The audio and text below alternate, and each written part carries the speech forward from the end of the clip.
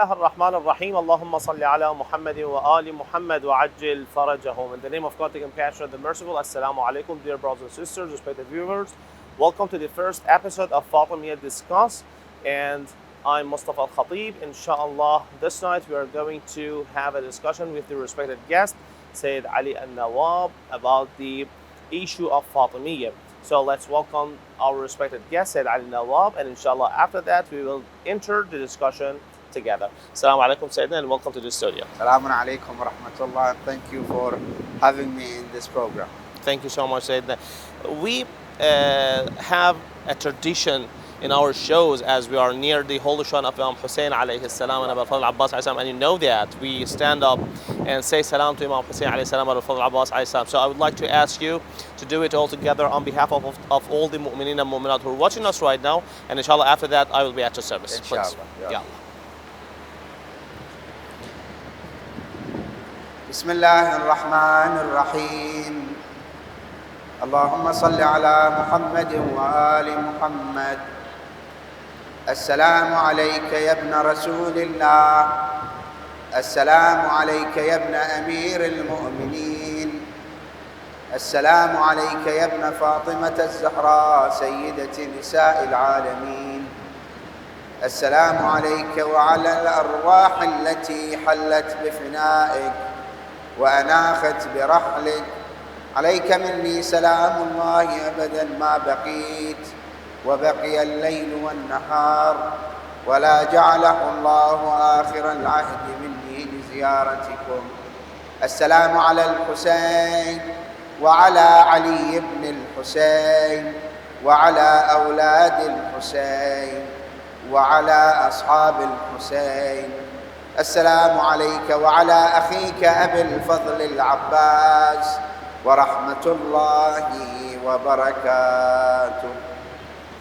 As you know, we are in the middle of the Ayyam al-Fatimiyya, the days of the attack on the house of the Fatimah Al Zahraa salamullah alayha. So our discussion is going to be around this topic, but as you know, there are many different dates on this event, on the attack on the house of Lady Fatimah Al Zahraa salamullah alayha. So there are many questions about it. Why are so many dates around it?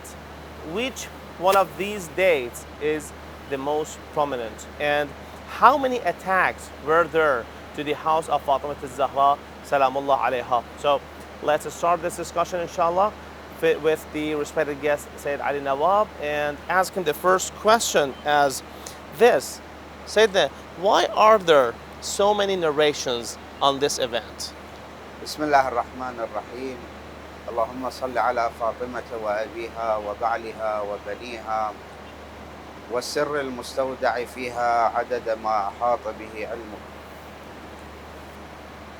The reasons for having so many dates in regards with the issue of the attack and the shahada, the martyrdom of Fatimah Al Zahraa, the lady and the mistress of the women of the world. May the peace and blessings of Allah subhanahu wa ta'ala be upon her and upon her father and her family and progeny. As our scholars, our ulama, they give different reasons. There isn't one perfect answer to this question. And I try to summarize this in 6 or 7 different points.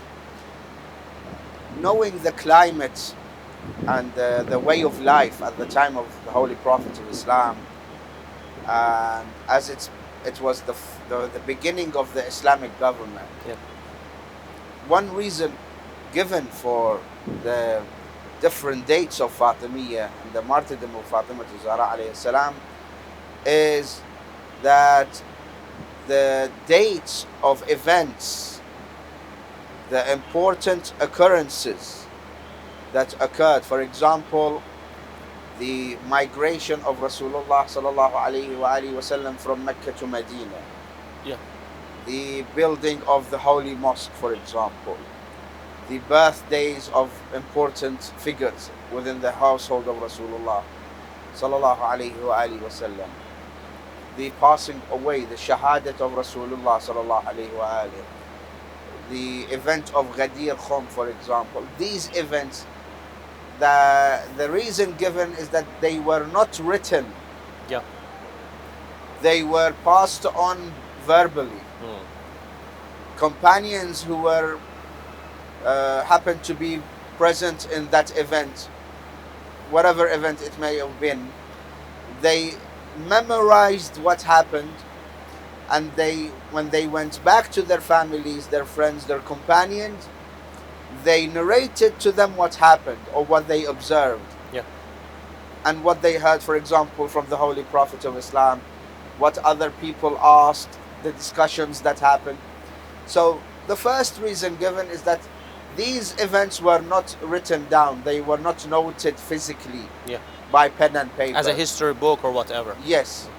They were narrated from one generation to another.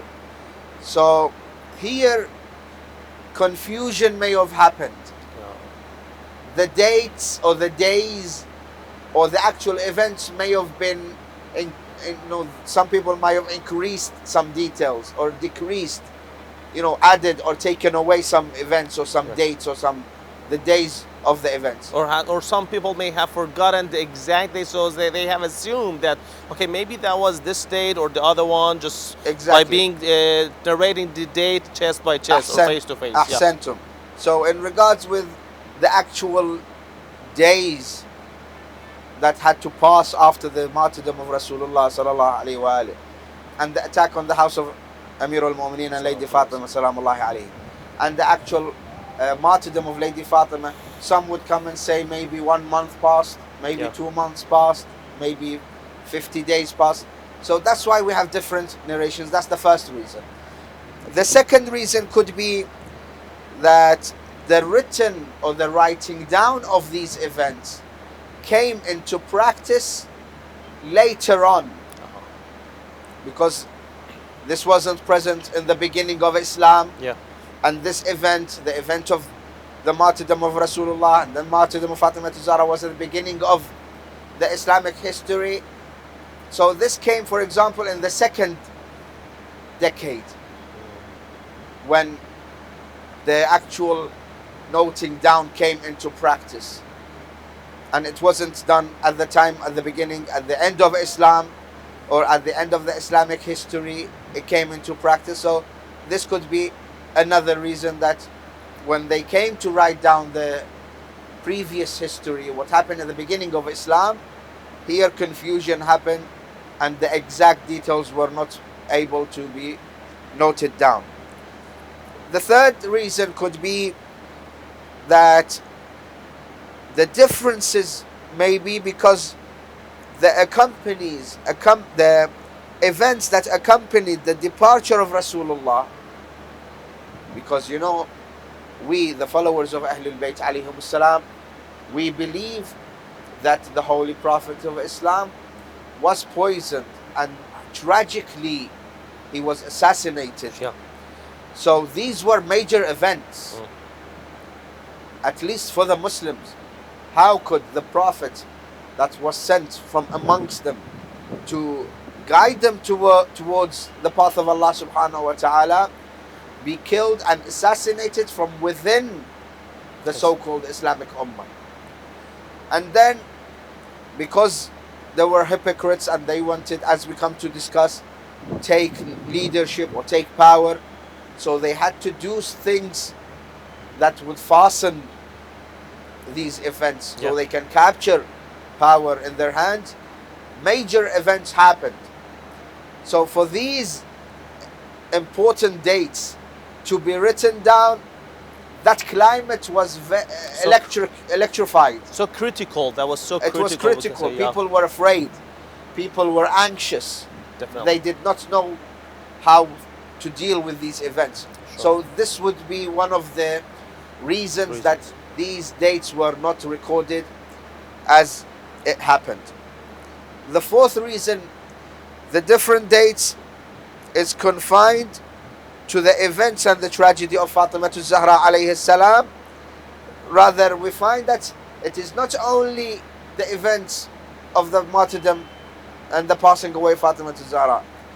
We find that in the Islamic calendar, in the Islamic history, the birthdays, the martyrdoms of the other Imams, if we go and read and investigate about the lives of the other Ma'sumin alayhim salam, or the other family members of the Ahlul Bayt, we find that there have been numerous narrations narrated in regards with their birthdays and their martyrdom. Their martyrdom, yeah.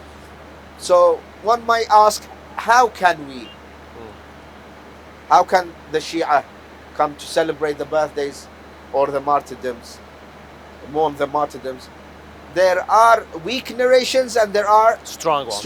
There are more reasons. Actually, for sure there are different reasons, but after you said the reasons, I would like to know that technically, how many narrations are there within your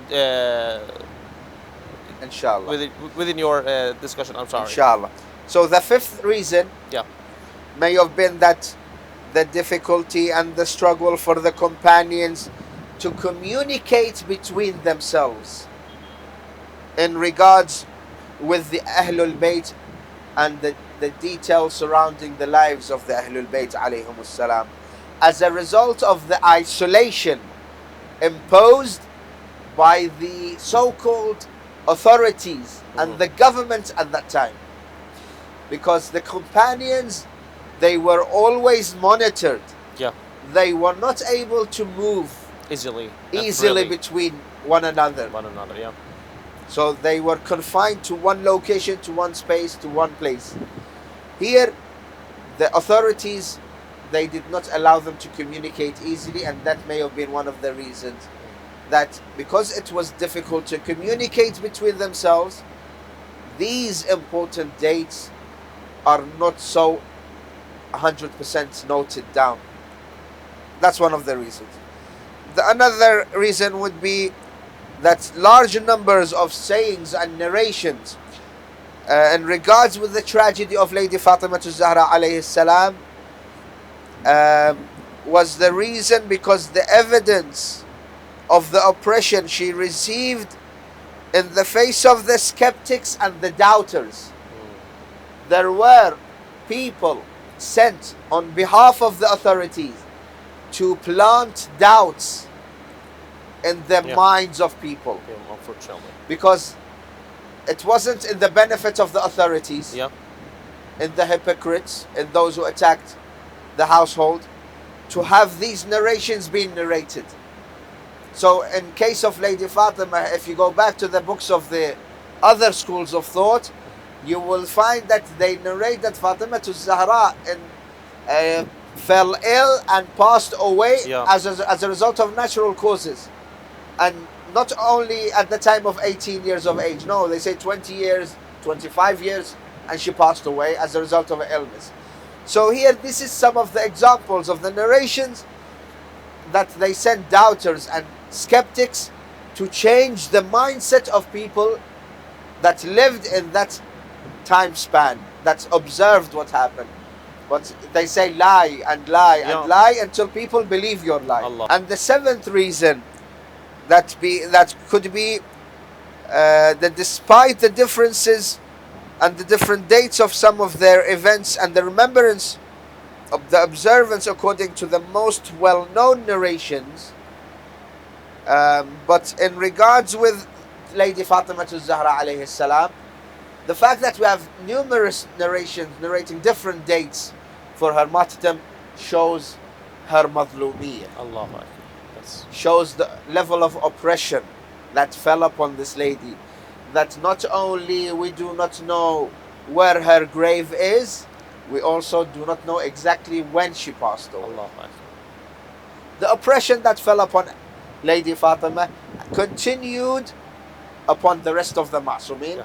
Alayhum Thank you so much. You asked me how many narrations how many do we narrations have? technically, because there are 7 reasons why the date is not. There are more reasons. There are more. I have and you have only mentioned most, 7. the most important one. So technically, how many narrations are there? The school of Ahlul Bayt alayhim salam, the scholars, the ulama, the Shia of Ahlul Bayt, the lovers and the followers of the household of Rasulullah sallallahu alayhi wa alihi wasallam, they have three strong narrations. Yeah. And out of these three strong narrations, the third is the strongest. Of course, there are, as a result of the books of hadith, there have been 21 different dates narrated. But the ulama, they have compiled it together, and as a result of the chain of narrators and the numerous presence of these narrations, they have found that these three different dates are the ones that have been narrated the most. I will narrate to you for example, one of the books by the name of Mawsu'atul Kubra and Fatimah Al Zahraa Salamullahi alayha, written by Al-Zanjani Al-Khuaini. He narrates 21 different sayings, 21 different narrations in this encyclopedia written for the life of Fatimah Al Zahraa alayhi salam, and that is in volume 15, page 33. Of course, compiling these narrations from the books of the Shia and the non-Shia, you will get more than 600 narrations. Wow. That would show you how much work the enemies have done to hide away the truth in regards with Fatimah Al Zahraa. And the depth of oppression which was induced and forced towards Lady Fatimah Al Zahraa Salamullah alayha, and the atmosphere of that time and that era. Exactly, the atmosphere, the climate, and the people that were sent to change the mindset. Over 100 different narrations, different the mushakkikeen, yeah. So here, out of these narrations, they have chosen three different narrations. Yeah. These three different narrations, I will quickly summarize. Thank you. The most famous ones and the well-known dates recognized by the Shia is, for example, the first one, which is Fatimiyya Al-Ula, the first Fatimiyya, which is regarded in regards with the strongest, the last date, which is regarded as a weak narration, but still, Mu'mineen, they mourn Lady Fatimah Al Zahraa, is the 8th of Rabi' Al-Akhir, or Rabi' Al-Thani. The 8th of Rabi' Al-Thani, okay. Which is the date that Lady Fatimah Al Zahraa Salamullahi alayha was martyred. Which is approximately 40 to 45 days after the martyrdom of Rasulullah, the Holy Prophet Muhammad sallallahu alayhi wa alihi wasallam.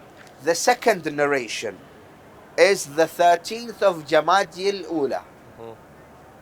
13th of Jamadi al-Ula, which is narrated by Mas'udi in the book Muruj al-Dhahab, which is, as I said, 57 days to this narration, or 75 days after the martyrdom of Rasulullah sallallahu alayhi wa alihi wasallam. Shaykh al-Kulayni in his book Al-Kafi, and Shaykh al-Mufid in the book Al-Ikhtisas, and Ibn Shahr Ashub in Al-Manaqib, they narrate from the authority of Imam As-Sadiq alayhi salam that his mother Fatimah Al Zahraa passed away 75 days after the shahadat and the martyrdom of Rasulullah sallallahu alayhi wa alihi wasallam. And the third, which is the strongest, the most prominent one, is the 3rd of Jamadi al-Akhirah, or Jamadi al-Thaniya, which is 90 to 95 days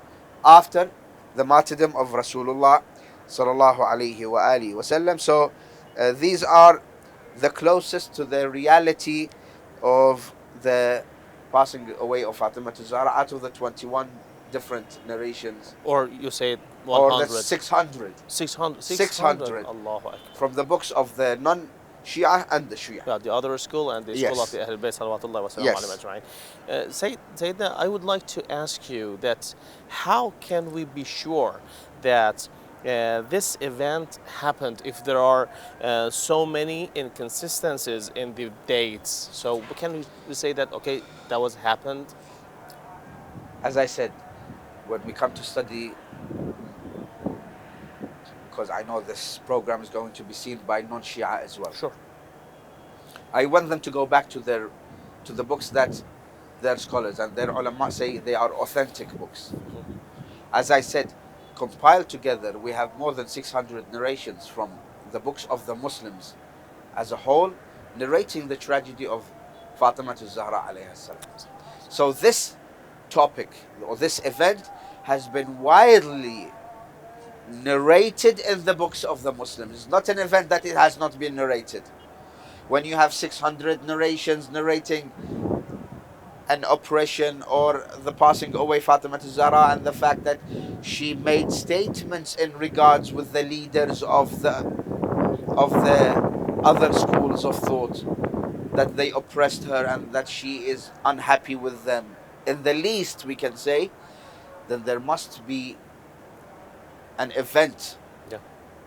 If there was no event, there would be no narrations. And So because this event has been widely narrated, we can be sure that there is an issue with Fatimah Al Zahraa salawatullahi wa salam. there should have been something. There that- should be. There is no smoke if there is no fire. Yeah. As they say. Yeah, as they say, yeah, So definitely. Exactly. the fact that we have an event which has been widely narrated in the books of the Muslims, and if you are a non-Shia and you say, okay, I don't want you to give me evidence from Shia books, I ask you to go and study at least Yeah. your books. Don't only listen. Don't only go to the mosque or to your center and listen to the speaker speaking, because he is narrating to you things that he understands or as he likes, as he wishes. I want you to go and open the books of hadith, like Sahih Bukhari, Sahih Muslim, Tirmidhi, and other books, Sahih Ahmad ibn Hanbal. All of those, they narrate the events that passed after the death of Rasulullah sallallahu alayhi wa alihi wa sallam. Saying, as you know, and respected viewers may know, they commemorate this event in those three days that you just mentioned and said that the last one is the most prominent. My question here is that, okay, if we say that the last one, the 95 days after the martyrdom of the Holy Prophet Muhammad, peace and blessing be upon him, is the most prominent date, so why don't Shia Muslims only commemorate that one date and they just take those 3 days, 45, 75, and 95 days after the martyrdom? Well, the most obvious answer to this is that because of the level of the sacrifice Allahu Akbar. that was practiced by Fatimah Al Zahraa salamullahi alayha to preserve Islam, because Islam was a newborn. It was the early days of Islam. It was early days that the Holy Prophet of Islam had departed and left and was no longer amongst the Muslims, the newly Muslims, in the city of Medina. And this major event occurred. And this threatened the existence of Islam. When I say Islam, I mean the original message of Islam. Yeah. That the Holy Prophet of Islam came down with. So there was a major sacrifice and major events happened, major oppressions that befell on the household after the Holy Prophet of Islam, that they needed to save the banner of Islam. That's why we preserve. Now you ask me, why not only one date? One date is enough, as we preserve the other events once. I would say to you, we are preserving Fatimiyya, or the events of the tragedy of Fatimah Al Zahraa, 3 times in 3 different dates, and until today there are Muslims saying it didn't happen. Allah. Yes. And they neglect it. And they neglect it. I would give you an example. The event of Ghadir happened once. Yeah. And there are people today that say that it didn't happen. They don't believe in it, yeah. So if we were to leave 2 dates and don't commemorate these first 2 dates, 45 and 75, and stick only to the 95 days, that would also slowly be forgotten, and the passing away of Fatimah Al Zahraa, which was the most tragical event that happened after the tragedy of the death of Rasulullah sallallahu alayhi wa alihi wa sallam, that also would be wiped away. And as a result, the most important aspects of Islam that happened in that segment of history would also be wiped away. Yes. Because we believe that the authority and the leadership was with Amir al-Mu'mineen salawatullahi wa salamu alayhi. If that event of Fatimiyya or the tragedy of Fatimah Al Zahraa is forgotten or changed and manipulated, then they would come and say there is no difference between the schools of Islam. Shia would believe that Fatimah Al Zahraa was oppressed. They would say, no, prove it to us.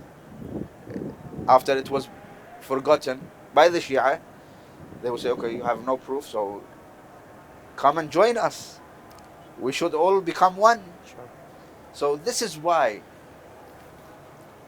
we should remember the Fatimiyya in 3 different dates to keep this message alive, to keep these lessons that is echoing in the atmosphere from the day of the martyrdom of Fatimah Al Zahraa until today and until the return of her son Sahib al-Amr Ajjalallah Ta'ala Farajahu Sharif.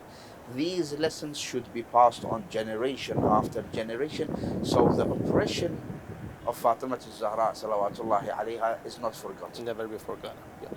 Sayyidina, we are not so many days away from Muharram and Safar, and after Muharram and Safar, the days in which we commemorate and mourn for Imam Hussein alayhi salam, the longest period in which we mourn for one of the Ma'sumeen is the Ayyam al-Fatimiyya. So I would appreciate it if you just recite us Masa'ib of Fatimah Al Zahraa salamullah alayha, if you don't mind, please.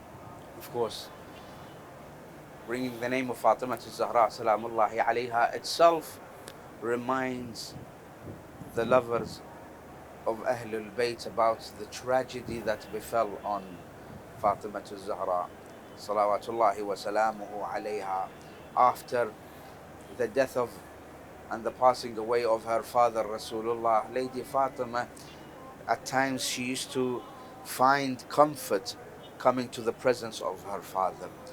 When she used to enter upon her father, Rasulullah would stand up, greet her, kiss her on her forehead, and bring her and place her in his place.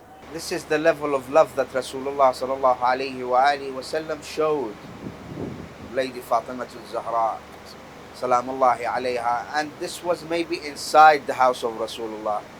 The Muslims also had a share to see how much Rasulullah sallallahu alayhi wa alihi wa sallam loved his daughter.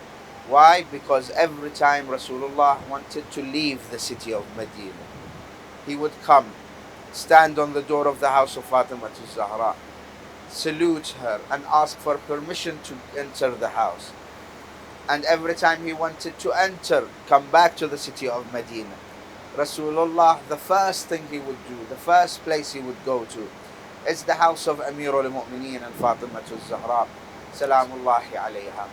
These events showed how much Rasulullah loved Fatimah Al Zahraa, and the Muslims observed that. And later on, when Rasulullah fell ill and was lying there on his deathbed, Lady Fatimah Al Zahraa, as narrated, came and sat beside her father in the final days and the final hours of the life of Rasulullah sallallahu alayhi wa alihi wa sallam. The narrators narrate that Lady Fatima was observed as she was crying heavily, seeing her father lose consciousness.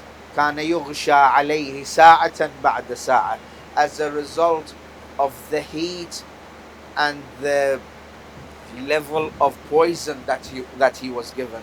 May the peace and blessings of Allah be upon him and his holy progeny.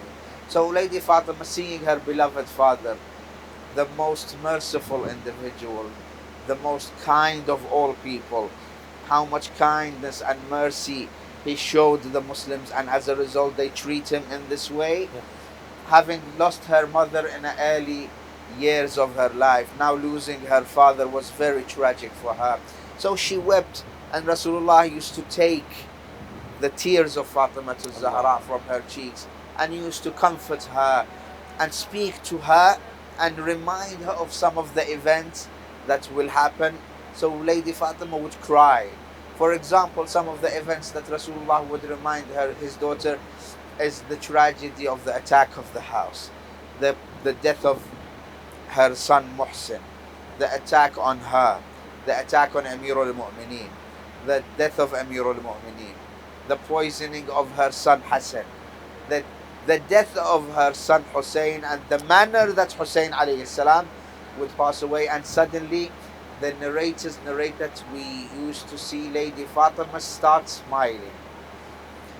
When she was asked about the reason why she smiled after the whole event, she would narrate to those asking that after receiving the sad narrations of my family, Rasulullah whispered in my ear that, "Oh Fatima, you are the first out of my close progeny to accompany me in the hereafter."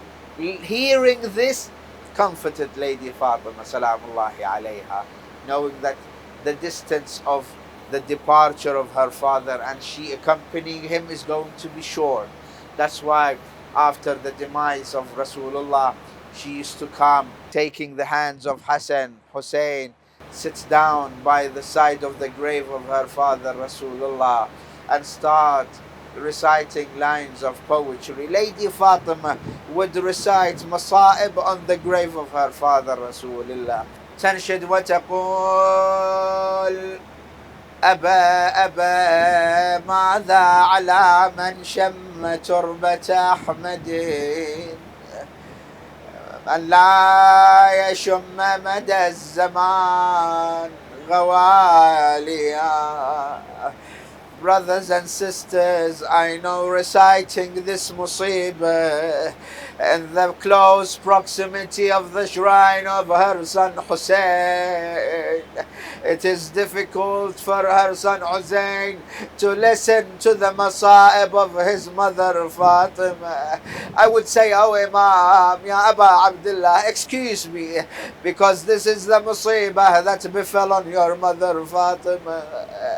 What is it that will fall upon the one that smells the earth of the grave of Ahmad, my father Rasulullah?